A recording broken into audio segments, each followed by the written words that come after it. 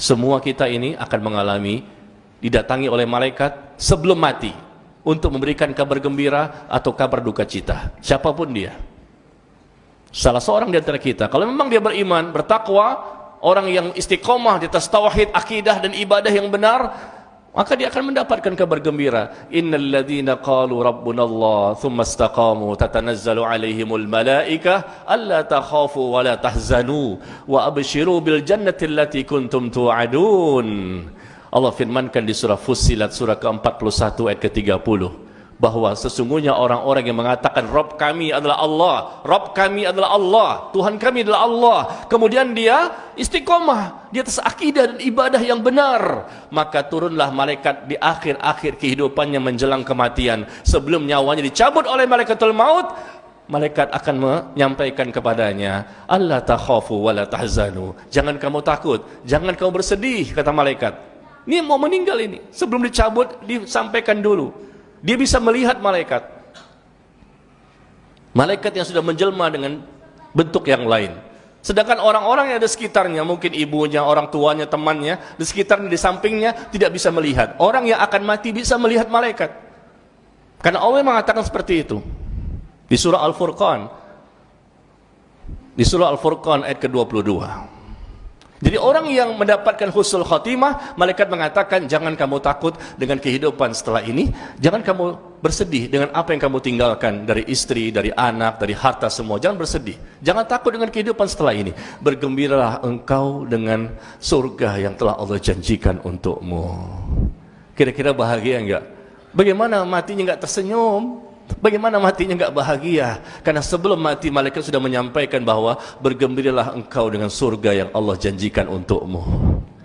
Allahu Akbar. Sebaliknya, orang yang mendapatkan su'ul khatimah, Allah sebutkan di surah An-Nahl surah 16 ayat ke-28, alladzina tatawaffathumul malaikah zalimi anfusihim, orang-orang yang diwafatkan oleh para malaikat dalam kondisi dia menzolimi dirinya sendiri, diwafatkan dalam kondisi sedang bermaksiat, dalam kondisi sedang melakukan perbuatan dosa.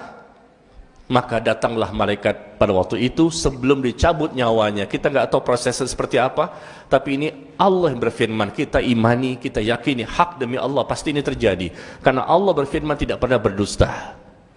Allah menyatakan di surah Al-Furqan ayat ke-22 bahwa yauma yarawnal malaikah la busyra yauma idzin lil mujrimin wa yaqulun hijran mahjura. Ini kondisi orang yang mendapatkan su'ul khatimah. Ketika diwafatkan oleh para malaikat, malaikat pun mengatakan kepadanya, la busyra yauma idzin lil mujrimin, tidak ada kabar gembira pada hari ini bagi orang-orang yang melakukan perbuatan dosa dan maksiat. Tidak ada kabar gembira sebagaimana orang-orang yang mendapatkan tadi husnul khatimah. Bergembiralah engkau dengan surga yang Allah telah janjikan untukmu. Jangan kamu takut dengan kehidupan setelah ini. Jangan kau bersedih dengan apa yang kamu tinggalkan. Bergembiralah. Sebelum mati dia sudah tahu bahwa dia akan masuk surga nantinya. Diinformasikan sebelum mati. Otomatis insya Allah orang ini punya peluang yang sangat besar untuk mendapatkan nikmat kubur. Tetapi orang yang mendapatkan tadi su'ul khatimah, kematian yang buruk, sedang berbuat dosa apa saja, lalu dia meninggal dunia, bertahun-tahun dia melakukan perbuatan itu, akhirnya meninggal dalam kondisi yang tidak baik. Maka Allah menggambarkan bagaimana yauma yarawnal malaikah. Lihat kata Allah ya di surah Al-Furqan ayat 22. Ingatlah ketika terjadi pada waktu itu, mereka melihat malaikat. Allah menyatakan, siapa itu? Orang yang akan mati tadi. Dia mampu untuk bisa melihat malaikat dengan izin Allah, tapi dalam bentuk yang lain. Karena manusia selain Rasulullah tidak bisa melihat malaikat dalam bentuk rupa yang asli. Rupa malaikat yang asli hanya Rasul yang bisa melihat. Sebagaimana Rasul pernah melihat malaikat Jibril dalam bentuk rupanya yang asli 2 kali, di mana Rasul mengatakan bahwa pada waktu itu Jibril memperlihatkan rupanya yang asli, di mana dia memiliki 600 sayap yang menutupi seluruh ufuk yang ada di langit. Dan maka Rasul pun pingsan seketika. 600 sayap besarnya malaikat Jibril itu menutupi langit ketika dia memperlihatkan wujud aslinya kepada Nabi sallallahu alaihi wasallam 2 kali. Malaikat saja seperti itu, bagaimana Allah? Itu malaikat Jibril alaihissalam.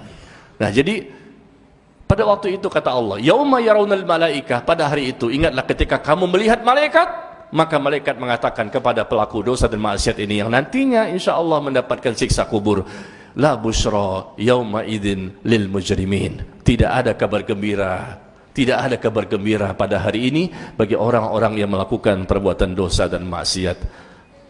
Dan dia pun mengatakan hijrul mahjurah, hijrul mahjurah. Alangkah baiknya sekiranya aku bisa terlepas dari musibah ini, tapi tidak bermanfaat. Pada waktu itu setelah dikatakan dia mendapatkan kabar duka cita, kabar keburukan, dan akan dimasukkan dalam neraka, pada waktu itu juga malaikatul maut mencabut nyawanya dalam kondisi yang sangat menggenaskan.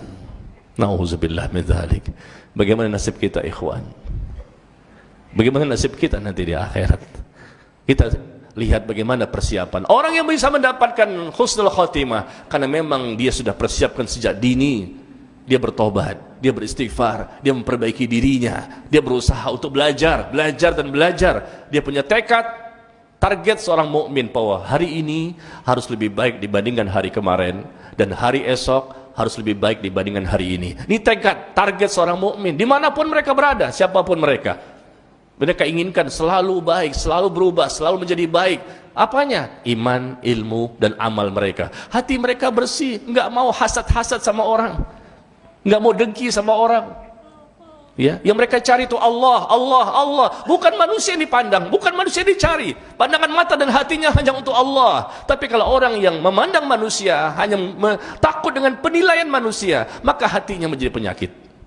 Terjadilah riya di situ karena ingin dipuji. Jadilah di situ dia sum'ah, ingin memperdengarkan amal saleh. Jadilah dia ujub, bangga dengan amal yang mereka lakukan. Jadilah dia hasad, ingin nikmat yang diperoleh oleh orang lain pindah kepada dirinya. Nikmat dunia, dunia yang menyebabkan dia seperti itu. Tidak akan mendapatkan husnul khotimah orang seperti ini. Bersihkan hati kita. Ya, kalau hati sudah bersih, insya Allah menjadi modal terbesar kita mampu untuk mendapatkan cinta Allah. Rasa takut tumbuh di hati kita dan selalu berharap kepada Allah, tidak pernah berputus asa. Sehingga insya Allah kita mampu memahami agama secara benar, kembali kepada Al-Quran dan Sunnah Nabi SAW dengan cara beragama yang benar. Karena hidup hanya satu kali. Jangan kita menyesal nanti ketika itu di alam yang lain ternyata pemahaman kita salah, amal kita salah, ternyata kita nggak sungguh-sungguh untuk mencari kebenaran. Semoga Allah memberikan hidayah kepada kita semua. Persiapkan ya. Andaikan yang mati bisa berbicara, kita belum mati tapi kita masihnya. Itulah yang diinginkan oleh mereka, dan kita bicara seperti ini dalam rangka untuk memotivasi diri kita agar kita semakin baik untuk mempersiapkan bekal sebanyak-banyaknya.